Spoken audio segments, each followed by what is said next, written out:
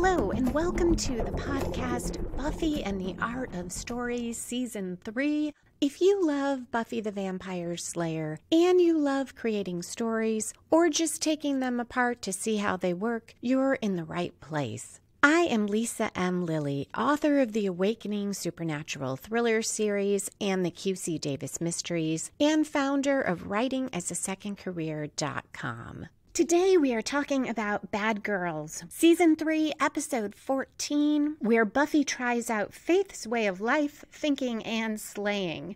In particular, we'll look at an interloper who brings out different sides of our core characters. Expressing theme and exploring philosophy through conflict, how this Faith-Buffy story differs from the Buffy-Kendra story, and two game changers for the season and for Faith personally. As always, there will be no spoilers except at the end to talk about foreshadowing, but I'll give you plenty of warning. Okay, let's dive into the Hellmouth. Bad Girls aired on February 9, 1999. It was written by Douglas Petrie and directed by Michael Lang. And there is some great commentary by Douglas Petrie that I'll cover throughout the episode. We can see Bad Girls as part one of a two-part story with the next episode consequences, but each one stands alone, so for the most part, I am going to look at them that way. We start with opening conflict. That's that conflict that is there to draw the audience in, and sometimes it does set off or relate to our main plot, and sometimes it's separate. Here it is related in a way, and it also calls back to the episode with Gwendolyn Post, because once again we have Faith and Buffy fighting two vampires side by side. This time they are lying on the ground on their backs. These vampires are on top of them, and the vamps are wearing, they look like some sort of vest or shirt with a pattern on it. So we know right away this is something somewhat different, and it turns out they belong to a vampire cult. As they're fighting, Faith asks Buffy if she ever had sex with Xander, and Buffy says no. She tells Faith she loves Xander, but she doesn't love Xander. Faith can't believe it, all that side-by-side action, and Buffy never put in for a little after hours. Buffy, though, once they finish staking the vampires, says she thinks that sex could ruin the friendship with Xander. And Faith tells Buffy she thinks too much.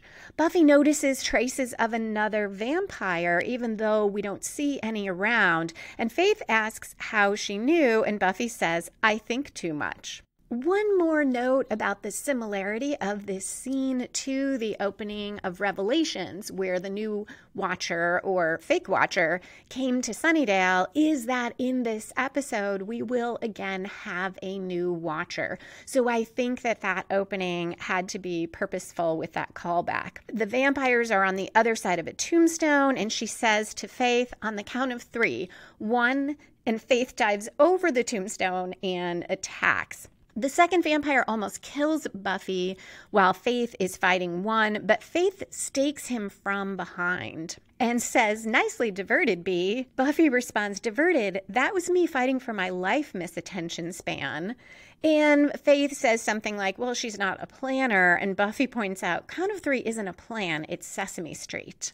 The vampires who had these distinctive swords have been dusted, but their swords are also gone. At 2 minutes 4 seconds in, Mr. Trick drops those swords on the mayor's desk. He tells the mayor that the vampires are slain. There's a little bit of interplay about comics because the mayor is reading the newspaper and talks about how he loves Family Circus. Trick likes Marmaduke because no one can tell that dog what to do. Alan, the mayor's deputy, tries to take part in the conversation and volunteers that he likes the comic Kathy. There is an awkward dead silence, and Alan changes the subject and says, okay, what do we do about these swords? The mayor says they have to handle it. The dedication is coming up and it's very important. And Alan says, well, maybe the mayor should postpone the dedication. And the mayor glares at him. And Trick says that he believes the mayor hates that idea. The mayor then says after the 100 days starts, he will be on a higher plane. And he tells Trick to watch these vampires. And also to see that the information reaches the Slayers, and goes on, with any luck, they'll kill each other and everyone's a winner. Everyone, of course, meaning me. And he laughs. So we have had 2 conflicts already in the first few minutes.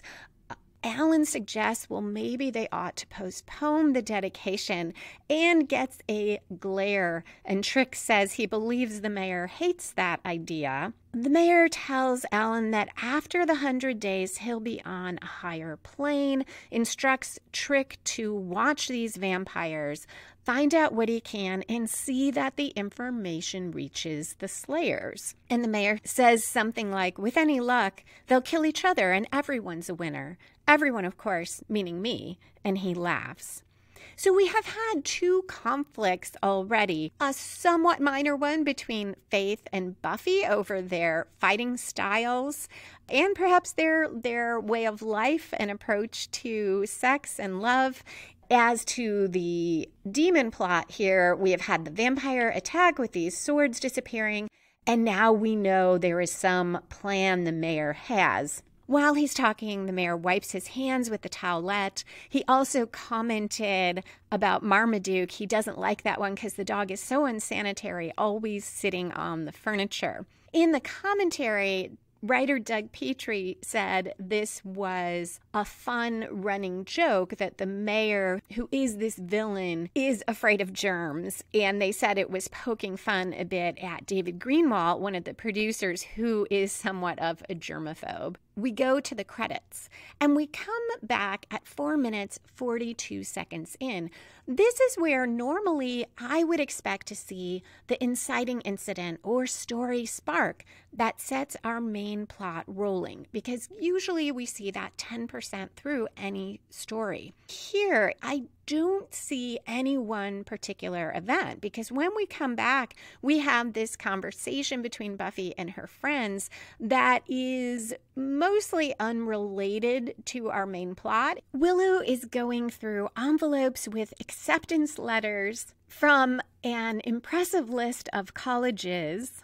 She's very excited. Xander asks if anyone else is intimidated. He's anticipating slips of paper with the word no scrawled in crayon. Oz reassures him that they're typing those letters these days. Cordelia walks up and says how great it is that Xander is planning life as a loser, because most people just let it happen, but Xander's really taking charge. He makes fun of her clothes, suggesting she start a line of hooker wear, and she responds, I could dress more like you, but oh, my father has a job. Petrie commented that it was really fun to write for Cordelia because he got to write all these mean things and have her say them.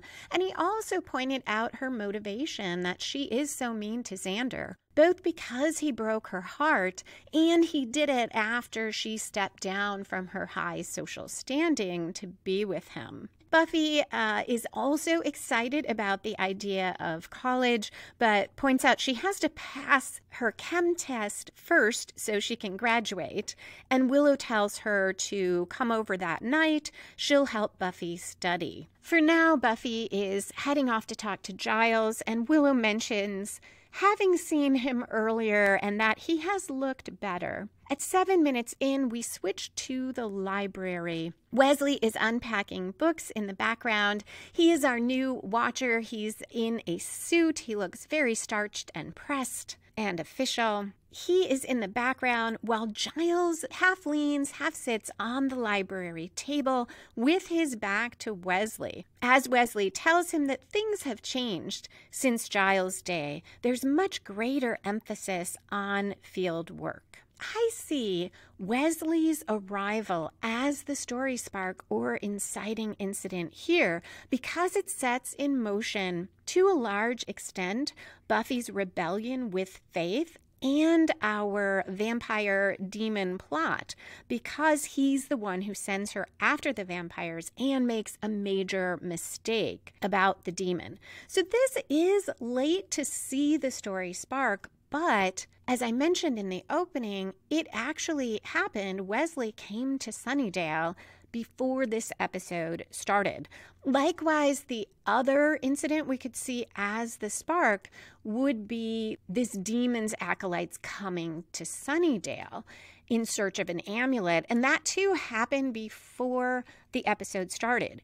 So I think that is why, though we don't see either of those events happening, we only see a little bit later evidence of them. The plot really keeps moving on despite not having that clear inciting incident or being able to pin one down, because a lot has happened already in 7 minutes. I see this as the concept of starting in media res, which is starting in the middle of the story. And I wish I could remember the playwright's name who was famous for doing this. And often he really did not fill any backstory for the audience. He felt you just should start in the middle and let the audience figure it out and sometimes come up with their own reasons. Here, we do get a little more information about what happened filled in for us. Wesley now says to Giles, "It's not all books and theory nowadays. I have, in fact, faced 2 vampires, under controlled circumstances, of course." And Giles says, "You're in no danger of finding those here." Wesley responds, "Vampires?" And Giles tells him, "Controlled circumstances. Hello, Buffy," as Buffy walks in. Buffy says, "New Watcher?" And Giles answers, "New Watcher." Wesley introduces himself. He says it's nice to meet her. And Buffy ignores him, looks at Giles and says, "Is he evil?" Wesley's a bit taken aback by that, but then remembers Gwendolyn Post. But he assures her Giles checked out all his references. Buffy again asks Giles, "Is he evil?" And this time Giles says, "Not in the strictest sense." Wesley asks about her patrolling. She's a bit short on details until Giles nods at her to tell her to cooperate.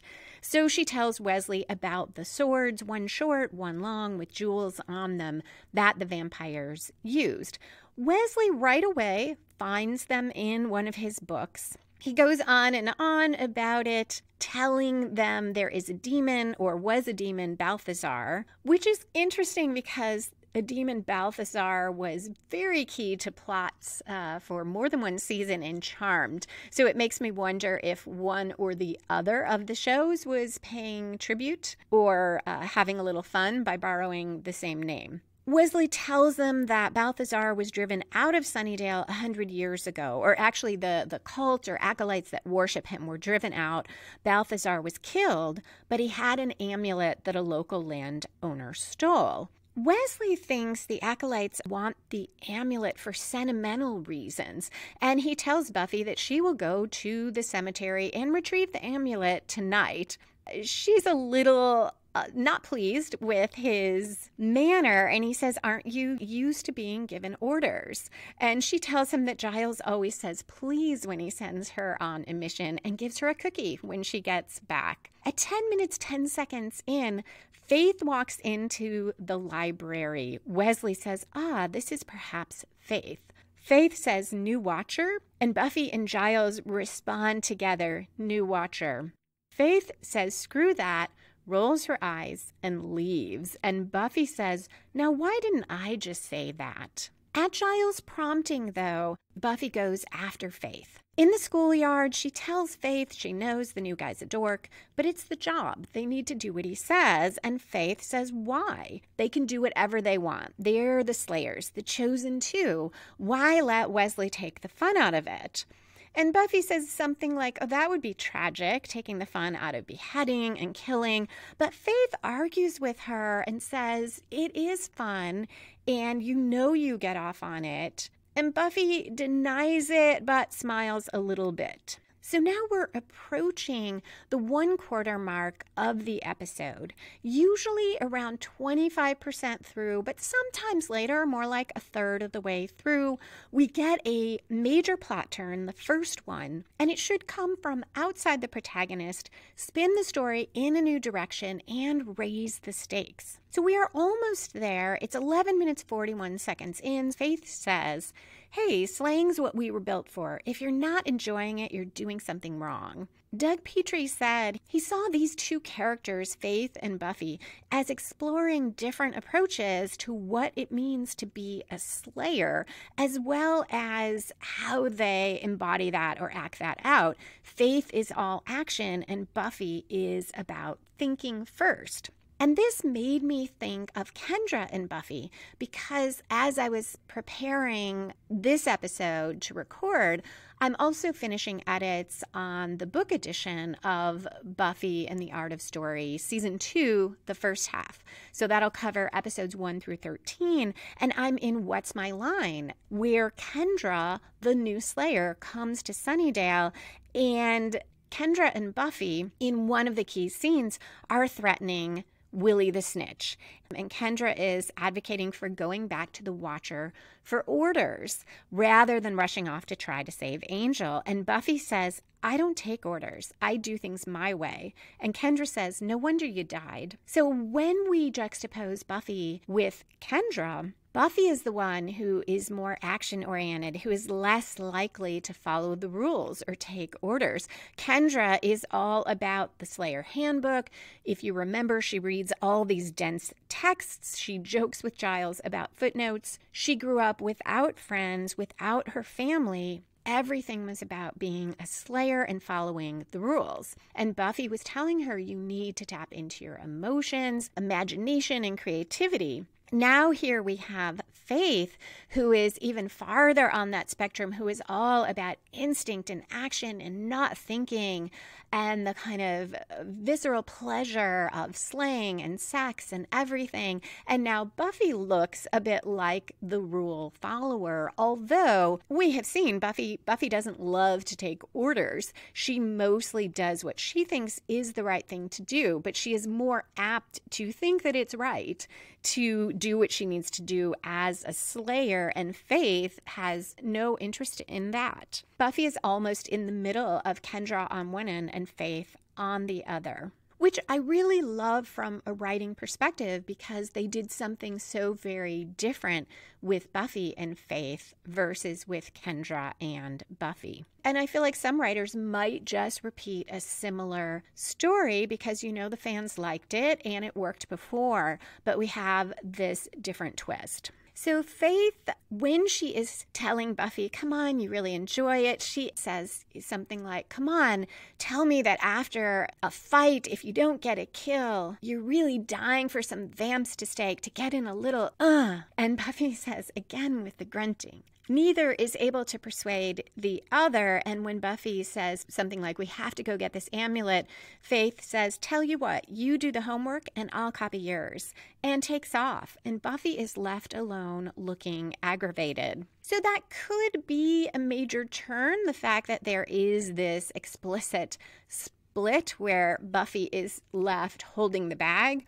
But I still think it comes a little bit later because there's something so dramatic coming up. At the crypt at night, Buffy is alone going there to look for the amulet. There are these cement coffins. The second one she looks in, she finds the amulet. She's about to grab it, but she hears voices. So she dives into the other coffin and slides the lid over herself, which seems to be because there are so many of the vampires. And she listens as they get the amulet. She then slides that top of the coffin off and is surprised by someone above her, which turns out to be Faith. So Faith did come to the crypt, but she is shocked that Buffy is hiding. And Buffy says it was 6-1, and Faith tells her, well, it's 6-2 now. They leave the crypt and they see the last couple of these vampires in their matching outfits. I guess I should call them uniforms. That sounds more ominous. Jumping down into a manhole.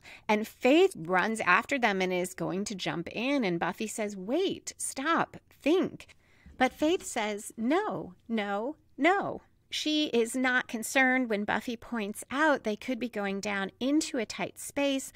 There are 6 vampires to 2 slayers. But Faith just says, and there might be more. So come on. And Buffy can't believe just going down there in the manhole is her plan.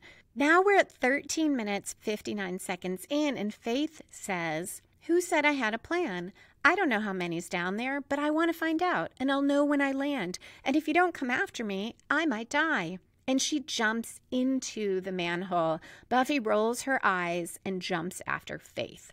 I see this at 14 minutes, 10 seconds in as the 1/4 twist. It is definitely outside of Buffy. Buffy is no coward, but she would not jump down into that manhole not knowing what's going on. Also, Wesley has said they're there for this amulet for sentimental reasons. So Buffy would certainly do it if someone's life were in danger, but not just to get this amulet. Now Faith knows Buffy is going to dive in after her because now Faith's life is in danger and Buffy can help. So it's from outside Buffy. It forces her to act. It spins our story and raises the stakes because who knows what Buffy and Faith are going to find down there.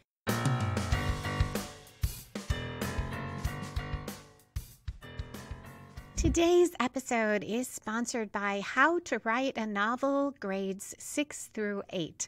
In this book, which is available as an ebook or workbook, I took my story structure and character points and put them into a book aimed at middle school kids who love to write and who might have a great idea or have written some scenes but not be sure how to turn it into a novel. Admittedly, this is probably a niche audience. It is aimed at kids who were like me at that age when I was scribbling out novels in notebooks but rarely finished one because I didn't quite know how to bring the story together. If you have a creative child or student, this could be a great gift for the holidays or for right now just to help them with something else to do if they are stuck at home a lot, can't get out and see their friends, or are doing remote schooling. I will put a link in the show notes to How to Write a Novel, grades 6 through 8. And if you do get it for a child that you know who is creative, I would love to hear what they do with the book and what kind of story they're thinking about writing.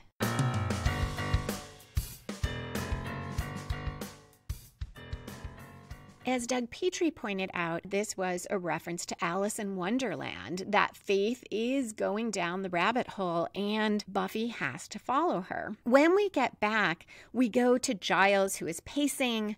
Wesley is reading one of the Watcher diaries, Giles' early one when he met Buffy, that says the Slayer is willful and insolent. Wesley says that would be our girl. Giles tells him you just have to get to know her, and he's worried that she's not back. Wesley is not. He checks his pocket watch. His mission scenario has her back in 1 minute. This is a nice use of tension. We don't know what's happening with Faith and Buffy, and it keeps us engaged and waiting to find out through this quieter scene, which is really just these 2 Watchers talking with a bit of minor conflict. Back with Buffy and Faith, they're fighting. They're surrounded by a whole lot of vampires. They fight well together, but then a couple of the vamps grab Faith. They immobilize her, and another one drowns Buffy. There is a pool of water there. He forces her head underwater, and everything goes quiet. He holds her quite some time until she goes still. This is a callback to the finale of season 1 where Buffy drowned. The Master drowned Buffy in a relatively shallow body of water. Everything slows down. It's very quiet. Faith is struggling.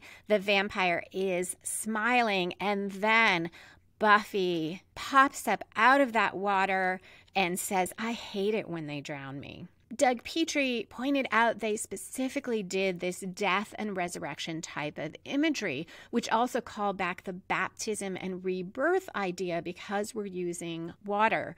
And Buffy comes out of it differently. She has once again faced death, and now she feels more like Faith, and we see this change with her. So it's 16 minutes, 15 seconds in when Buffy emerges. She's revitalized. The momentum of the fight shifts. She is able to get those vampires away from Faith. They both fight. They are getting the better of the vampires, but now Faith says, "We gotta go." And Buffy says they came for the amulet and they're not leaving without it. And she takes one of the swords and she gets the amulet with the tip of it. It slides down into her hands and Faith says, "Tell me you don't get off on this." And Buffy says, "It didn't suck." We next switch to Buffy telling Wesley that she and Faith got into a serious party situation. But when Giles asks, she says she is of the good. Thank you for asking. So a little bit more sarcastic than we usually see Buffy. She certainly does make light of things and joke, but this has much more of a Faith-like edge. She also comments on how Wesley's nearly extinct demon cult was out in magnum force. On her way out, she tells Giles pointedly that they need to talk. Wesley intervenes. She should talk to only him about slaying, and all she has to discuss with Giles is overdue library books. Buffy just looks at Giles and says, "We'll talk." And Giles says yes. After she's gone, Wesley tells Giles, "You're not helping." And Giles says, "I know. I feel just sick about it." This is an example of Wesley coming in and bringing out that other side of Giles. Giles always seemed like the stuffed shirt, the one who's giving orders. And yes, we saw things about his past that told us he was not always like that. In fact, he was the opposite.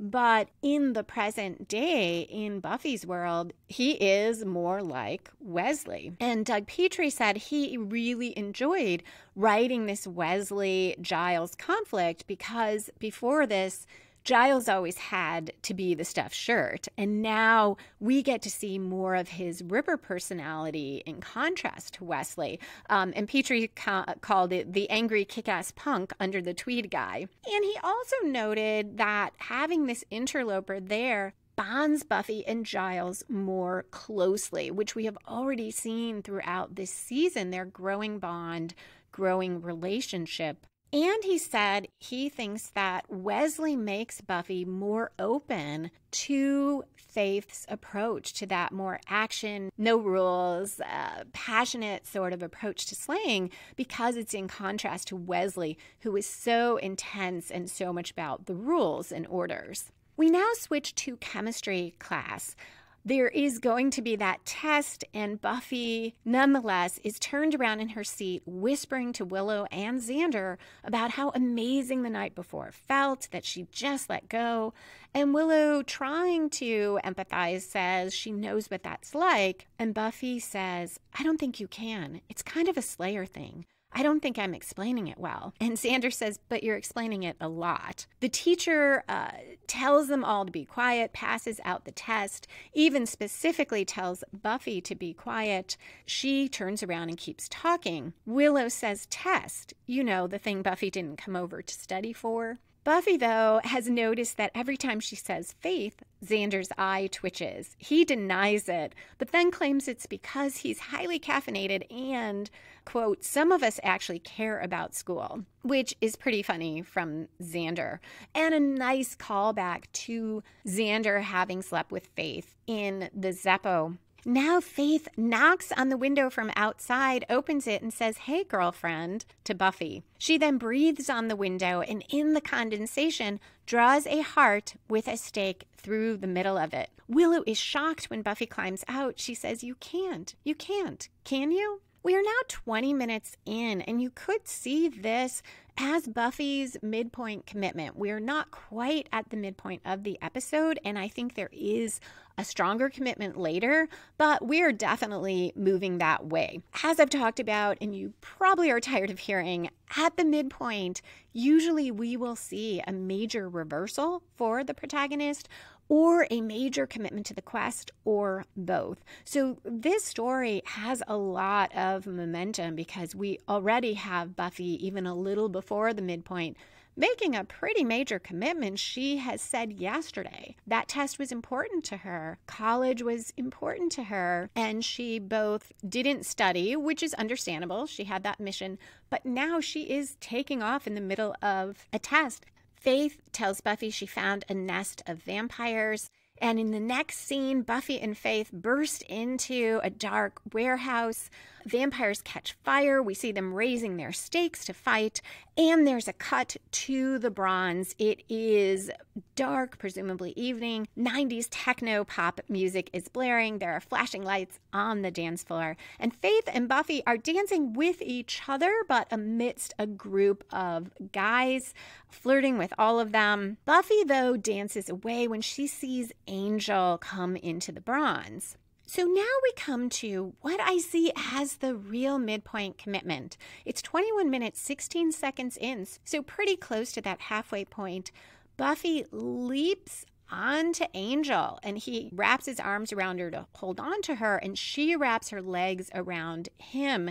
It's a very sexy kind of approach to him, and so not like Buffy, who this season has been so cautious about Angel. And he comments on her making new friends on the dance floor, and she says, "Boys, I like you." Very flirtatious. Doug Petrie said, this change in Buffy's behavior, it's much more like Faith. She's ready for bad girl fun, and that it freaks Angel out a little, and you know there's really something wrong when you freak out Angel. And he moves her off of him, and then even as they're talking, they're sitting next to each other, and he shifts to sit across from her, showing that he is not comfortable with this, and also trying to refocus her on why he came there, which is to tell her that Balthazar the demon is not dead, and that the demon is looking for the amulet because it will restore him to full strength, which nobody wants to see.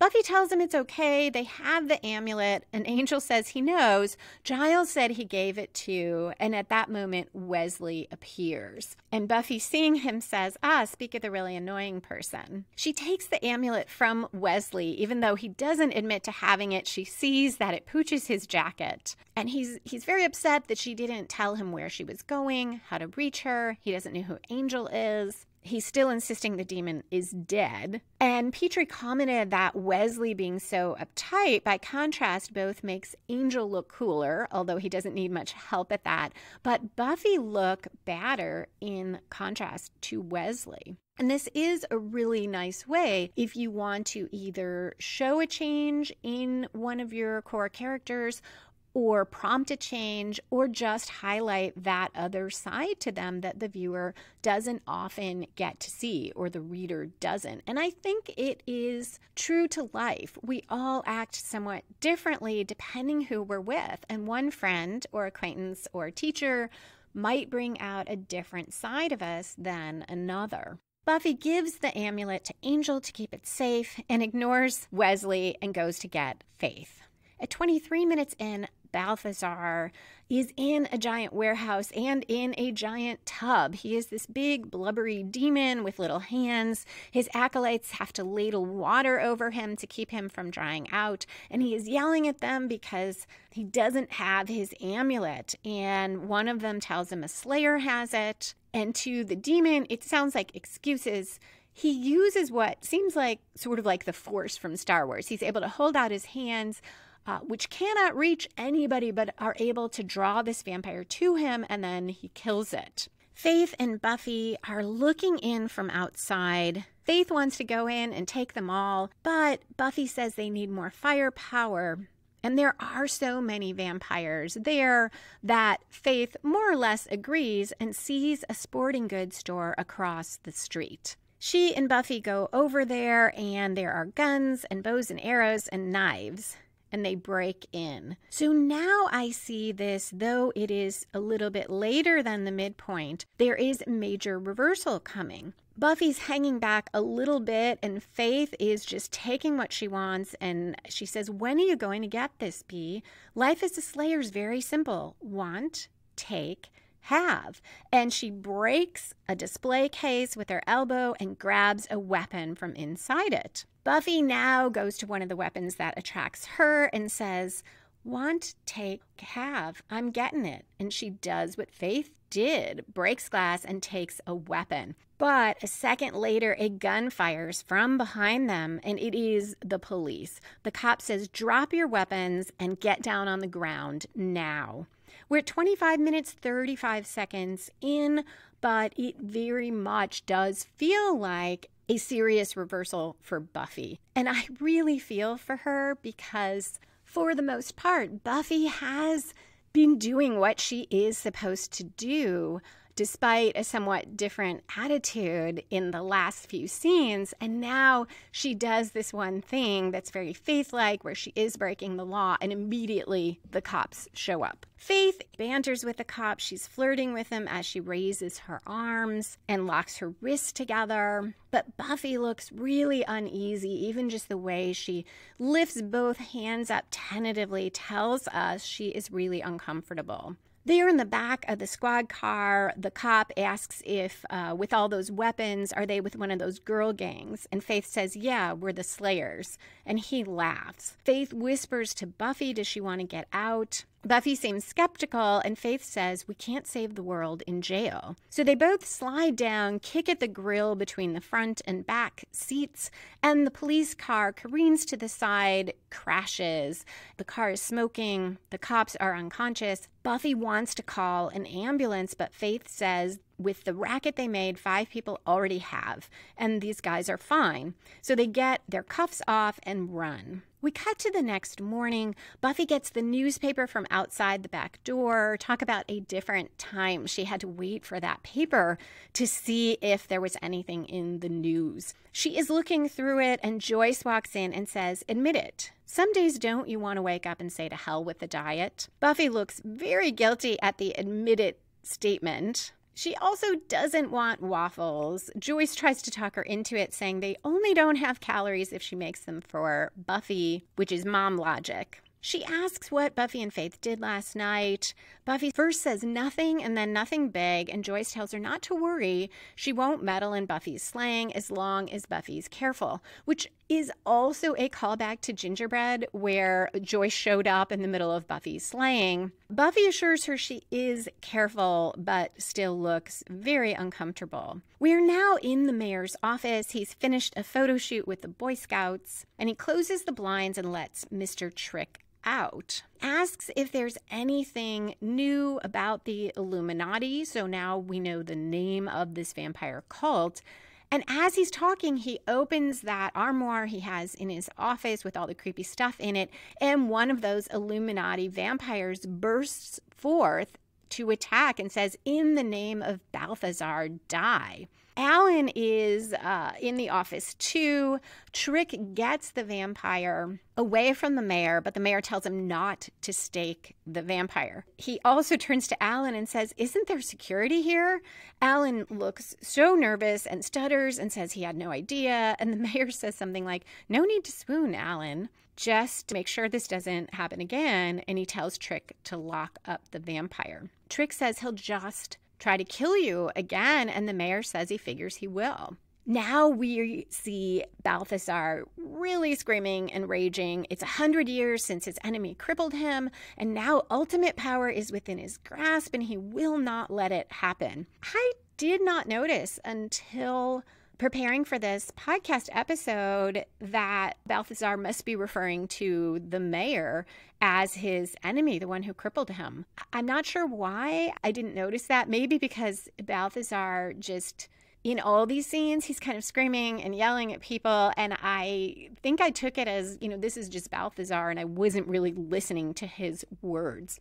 At 30 minutes in, Willow is in Buffy's bedroom. She's given Buffy a pouch. It's from a spell. There's herbs. It's got lavender and mint. And she says proudly, it's just a little something we witches like to call a protection spell. So we're forgetting that Willow already told Buffy about protection spells back in Gingerbread, and that she had been doing one for Buffy's birthday. And I guess this is because of that issue of people often watched out of order when the show aired.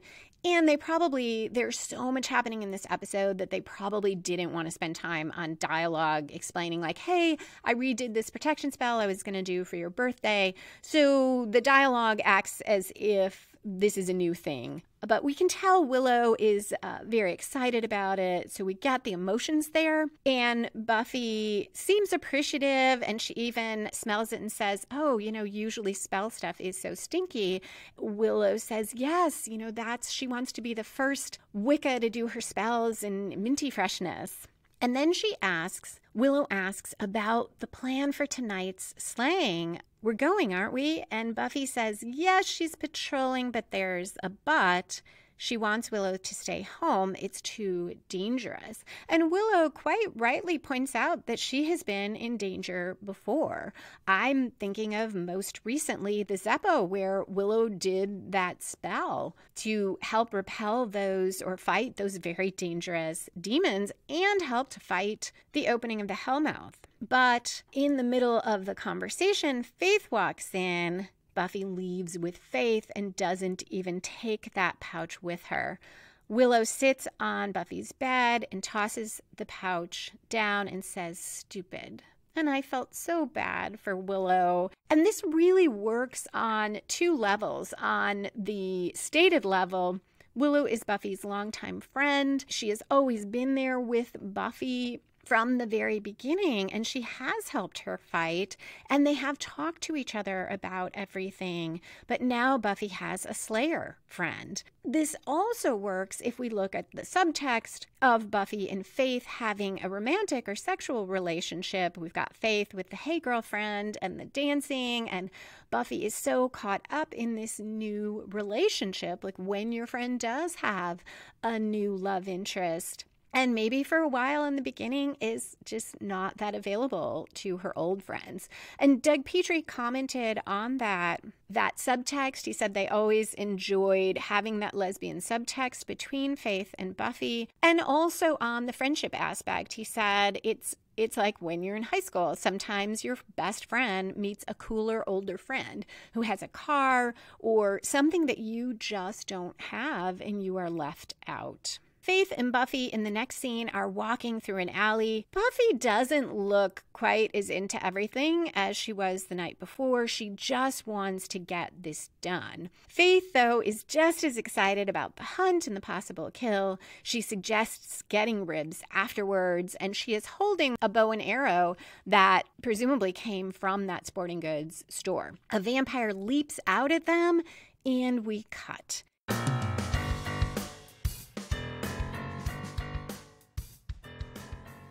If you are enjoying the podcast, please help it reach more listeners by telling a friend who loves Buffy about the show, by posting on social media, or by leaving a review wherever you like to listen to podcasts. You can also help by becoming a patron, which you can do through the link in the show notes or at patreon.com/LLily. That's LLILLY.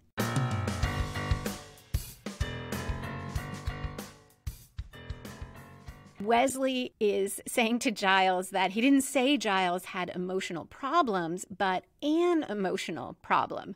Giles argues his attachment to the Slayer is not a problem, but Wesley tells him the way he's handled things is an embarrassment to the council. At 32 minutes, 53 seconds in, I love this quote from Giles. If you want to criticize my methods, fine, but you can keep your snide remarks to yourself. And while you're at it, don't criticize my methods. Wesley is not cowed. He tells Giles he's no longer qualified to act as a watcher, and he says it's simply time for someone else to take the field. Giles tells him now's a good time to start. Outside of Giles' office, 3 Illuminati vampires with swords are looking in on them. This is right about 33 minutes in and could be a 3/4 twist in the episode. That is that last major plot turn. It once again spins the story in a new direction, but it usually grows out of the midpoint rather than coming from outside the protagonist. So this does spin the plot because before it was first get the amulet, then stop the demon, and now it is save Giles. And Wesley is sort of a, yeah, we got to save him too thing. But it doesn't, I don't know that it comes out of the midpoint other than Buffy gave Angel the amulet rather than leaving it with Wesley.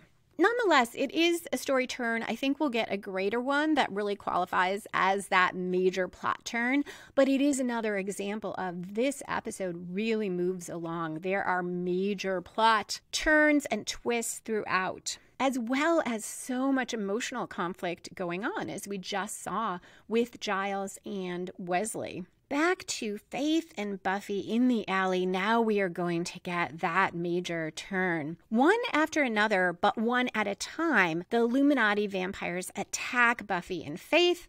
One or the other of the Slayers stakes each one. They are still heading for the warehouse to take on Balthazar. Another figure from the shadows grabs Buffy.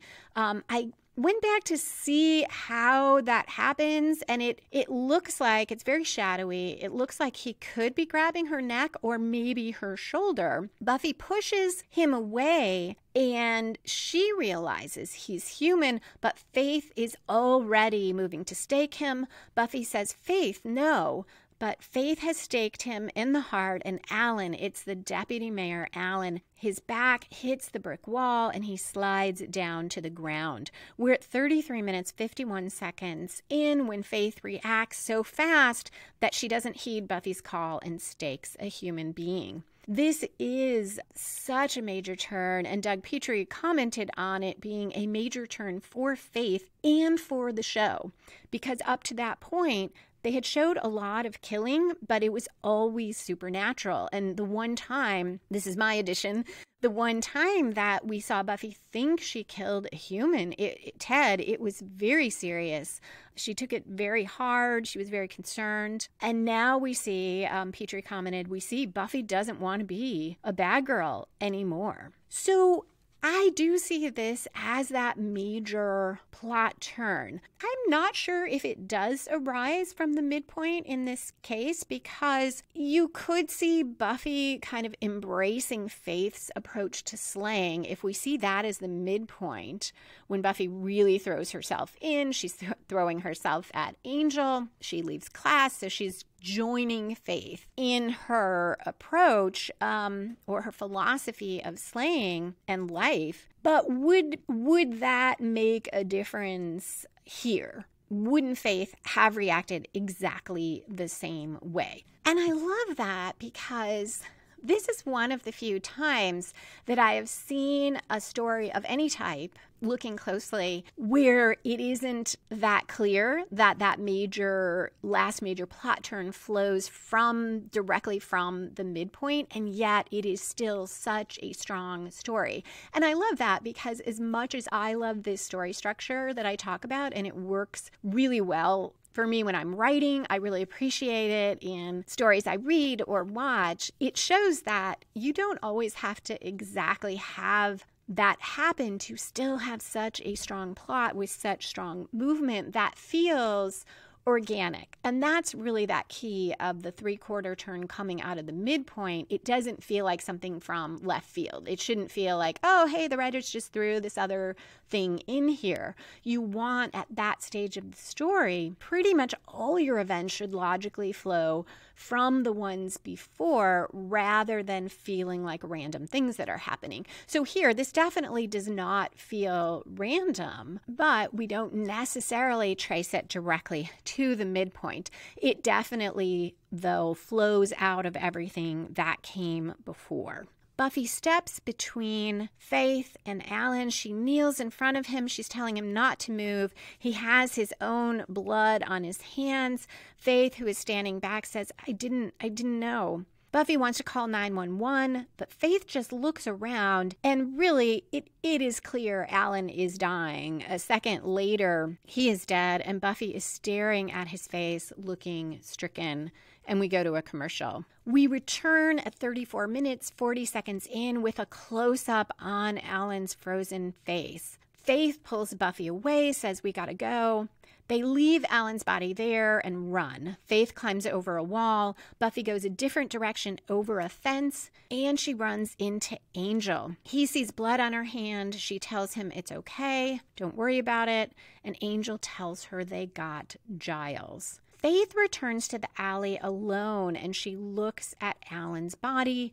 There are sirens in the background, and she kneels down and almost touches his chest. She reaches her hands toward it and then pulls back. Doug Petrie saw this as a true turning point for Faith when she looks at that body, but the audience doesn't yet know what she's going to do. We're going to find out at the end what her decision was, and that is the turning point. We now are back to Balthazar. Wesley and Giles are standing in front of him. Wesley is shaking, and he tells, Mr. Giles, stay calm. The important thing is not to panic, something like that. And Giles sarcastically says, well, thank God Wesley's here. He was planning to panic. And Wesley looks at Balthazar. An acolyte is ladling water over him and says, what is that thing? And Giles says, that would be your demon. You know, the dead one. Wesley responds, no need to get snippy. Giles is equally sarcastic with Balthazar. Wesley warns him not to goad the demon, but Giles says it doesn't matter. Balthazar's going to kill them anyway. And Balthazar says that's right. Wesley tries to bargain, saying they each have something the other wants, but Balthazar's bored by the idea of a trade, and he says he'll tear off their kneecaps. Wesley blurts out that the Slayer gave the amulet to a friend, a tall man. Giles tells Wesley to shut up, but poor Wesley whimpers and says he'd like to keep his kneecaps. Giles proposes that Balthazar let Captain Courageous go, and Giles will tell him what he needs to know. But Balthazar is even more angry. He says there's only one deal: die quickly or die slowly. And he says, the man who has my amulet, what is his name? We're now at the climax where our opposing forces have their final clash and the conflict resolves. 37 minutes, 50 seconds in, we hear Angel say his name is Angel, and he and Buffy come in. We have a great fight scene. Giles fights as well. After Buffy has freed him from his bonds and he gets a sword, he saves Wesley from a vampire. Balthazar is yelling, unacceptable, unacceptable. Once most of the vampires are killed, Balthazar uses that power he has to draw Angel to him. And he is gripping Angel's head, immobilizing him. Buffy sees an electrical light overhead. She grabs this cord and drops it into the tub of water, electrocuting Balthazar. And I couldn't help thinking that, not that I want to give any credit to the council, but this is an example of what Quentin said about Slayers, that it isn't all about strength. They have to be resourceful. However, Buffy was plenty resourceful before they did that horrible test on her in Helpless, so that is no excuse for what the council did. So now Balthazar, it seems, has been defeated. But at 39 minutes, 44 seconds in, we get a sort of pop scare, but a good one. Balthazar suddenly opens his eyes again, and he looks really fried. I think there's even smoke coming from him. He calls Buffy Slayer, looks right at her, and tells her she thinks she's won. And he gives this weak little laugh and says, but when he rises, she'll wish Balthazar had killed them all. So Buffy doesn't know it, he's referring to the mayor, but Buffy just knows there is this greater foe out there. Balthazar shuts his eyes and dies. So this is the first time Buffy learns about this greater evil that's coming. This is the first of two game changers at the end of this episode, because while Buffy won this battle, She didn't even know there was this greater war going on, and now she knows that something more dangerous and powerful than Balthazar is going to rise. And this also, for the audience, leaves a bit of a question there of, would it have been better to let Balthazar get that amulet and defeat whatever is coming? We now switch to the mayor. So we're in the falling action part of the story where we resolve subplots and tie up loose ends. So this is the subplot with the mayor and whatever he was alluding to in the beginning about the dedication. He is chanting in Latin in this circle with candles around him. And as he chants, everything shakes. There's an earthquake. And when he's done, his first comment is something like, he doesn't know why Alan didn't make it. He's usually so punctual. Doug Petrie said he originally wrote the scene to have the wind blowing when the mayor was chanting. And Marty Noxon said, can't we do something more? And Petrie joked about, well, we could do an earthquake. And Marty said, yeah, let's do an earthquake. And I like that little moment because it is always worth asking yourself, even in what you might think is a somewhat minor detail, is there a way to make this not so much more dramatic, just make it stronger if there's a threat, make this threat look more ominous, heighten the tension, heighten the conflict. And it doesn't have to go to extremes. Yes, we see this earthquake, everything's shaking, but the floor doesn't crack, the roof doesn't fall in, but the shaking is definitely more visually striking and puts emphasis on the importance of what's happening in a way that wind would not. Now the mayor tells Trick to let the Illuminati vampire out of his cage. So I forgot to mention the vampire's there in the cage, locked up. The mayor puts two swords in front of the cage, tells Trick to let the vampire out. Vampire grabs the sword, lunges at the mayor, brings it down on the mayor's head, and the mayor's head splits in two.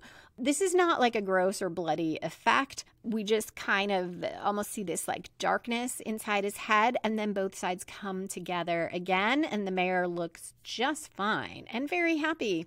Trick stakes the vampire. The mayor takes out a little notebook with a to-do list and checks off become invincible right above meeting with the PTA. And the mayor says this officially commences the 100 days. Nothing can harm him until the ascension. And he says he's feeling chipper. Who's for root beer? So this is really part of that game changer with Balthazar. Now we see the mayor has done this dedication and now is literally invincible. So that wraps up that first game changer. It changes the world going forward. And remember, that's different than a cliffhanger. In a cliffhanger, we don't resolve our main plot. So literally the protagonist is about to teeter off a cliff or is on the way down a cliff, certain to die, and we cut, and the viewer or reader has to come back for the next installment to find out what happens.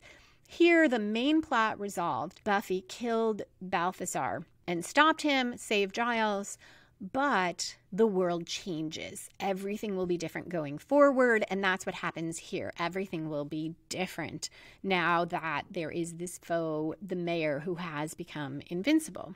Now we come to our second game changer. Faith is in her motel in the bathroom, washing a tank top in the bathroom sink. Doug Petrie commented she's washing out the blood, like in Macbeth. Buffy comes to the door. After Faith lets her in, Buffy asks how Faith is, and Faith says she's all right. And she claims there's nothing to talk about. She was just doing her job. Buffy says being a slayer is not the same as being a killer. She also urges Faith not to shut her out, that they can help each other. And Buffy clearly doesn't believe it when Faith says she doesn't need help. Oh, and Buffy says sooner or later they're going to find the body. And Faith says, okay, we're only going to have this conversation once. She tells Buffy there's no body. She took it, weighted it, and dumped it. So now we know what Faith did after that moment in the alley, and Buffy says getting rid of the body doesn't make the problem go away, and Faith says for her it does. And Buffy tells her, you don't get it. You killed a man. But Faith smiles and says, no, you don't get it. I don't care. and she looks like she means it. So this is the other game changer. Now it is not just that Faith is a little more action-oriented or a lot more action-oriented, dives in first without a plan, and Buffy is more about the planning, more willing to go with the program. This is a major division. We already know Buffy cannot live with the idea of having killed a human being. And even though she didn't kill the man, she was there and she feels for Faith. She imagines Faith feels the way she does. And Faith is saying, no, I don't, and I don't care.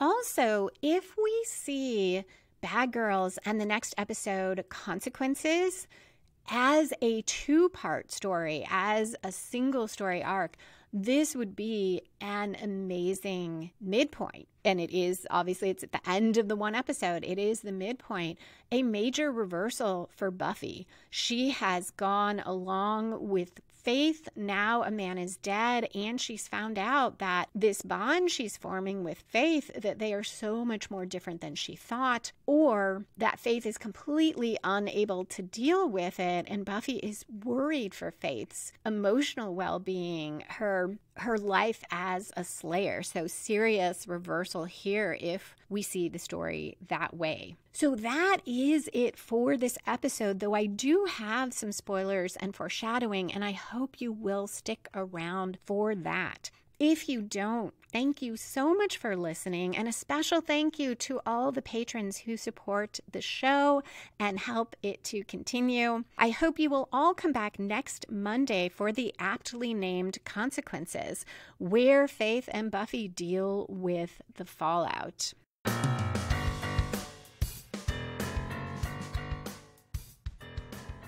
And we are back for spoilers and foreshadowing. That very first scene in the graveyard, Buffy is struggling, a vampire is about to kill her, and Faith stakes the vampire from behind. And we will see that repeated in much more dire circumstances in the climax of Consequences. So it is, if we see this as a two-part story, a real bookend for that story. Cordelia has a little foreshadowing here too when she taunts Xander and says, "But my father has a job." We will see in this season Cordelia's father lose everything. And this will have repercussions not just for Buffy, but for the series Angel, where we'll see Cordelia struggling, trying to become an actress and living in an apartment that has bugs. I don't think we see the bugs or roaches, which I appreciate, but really living in really difficult circumstances because now her family has no money and she also couldn't go to college.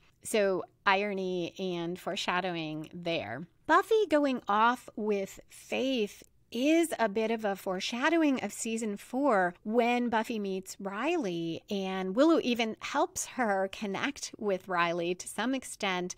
And then Buffy is so absorbed in all things Riley, but also in her slaying, that Willow once again feels somewhat left out. I'll talk about it more in season 4. I feel like some of that conflict doesn't feel organic to me. It feels a bit manufactured. Maybe I'll think differently when we get there. It is interesting that we are setting up Willow is always such a great friend to Buffy, and maybe with a minimal exception of when Buffy came back from having run away. No one treated Buffy really well other than Giles. But for the most part, Willow has really been there for Buffy, and Buffy does seem to have this tendency of, oh, I have this new relationship and I'm so into it and excited about it, and kind of neglecting or leaving Willow out, which interestingly never happened with Angel.